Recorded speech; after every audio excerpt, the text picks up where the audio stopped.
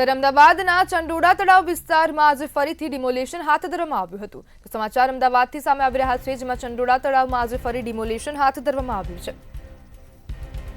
જ્યારે આજે ફરી ગેરકાયદે દબાણ ઉપર તંત્રના હથોડા વીંચવામાં આવ્યા છે.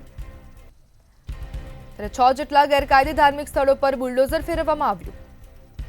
સમાચાર સામે આવી રહ્યા છે અમદાવાદના ચંડોળામાંથી, જ્યાં પોલીસના ચુસ્ત બંદોબસ્ત વચ્ચે ઓપરેશન ડિમોલેશન હાથ ધરવામાં આવ્યું અને 6 જેટલા ધાર્મિક સ્થળો પર બુલડોઝર ફેરવવામાં આવ્યું છે. અગાઉ પણ 34 જેટલા ગેરકાયદે ધાર્મિક સ્થળો તોડવામાં આવ્યા હતા.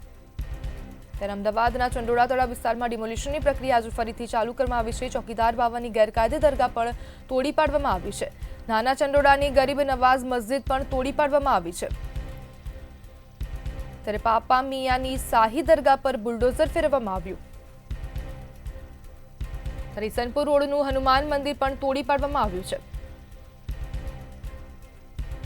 રીસનપુર રોડનું દશામાનું મંદિર પણ તોડી પાડવામાં આવ્યું છે.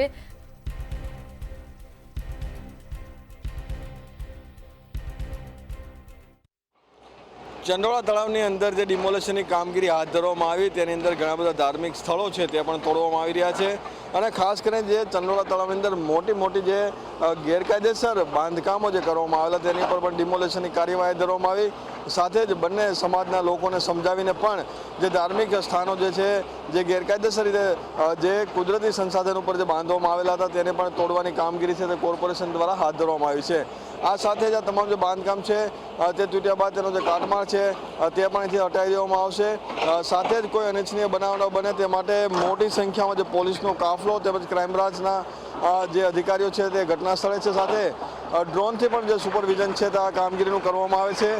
કોઈ અનિચ્છનીય બનાવ ન બને તે માટે લોકોને અહીંથી દૂર રહેવા માટે પણ જે વ્યવસ્થા છે ગોઠવવામાં આવે છે, કારણ કે કોઈ વ્યક્તિ અહીંયા ના આવે અને જેનાથી ઘર્ષણ થાય.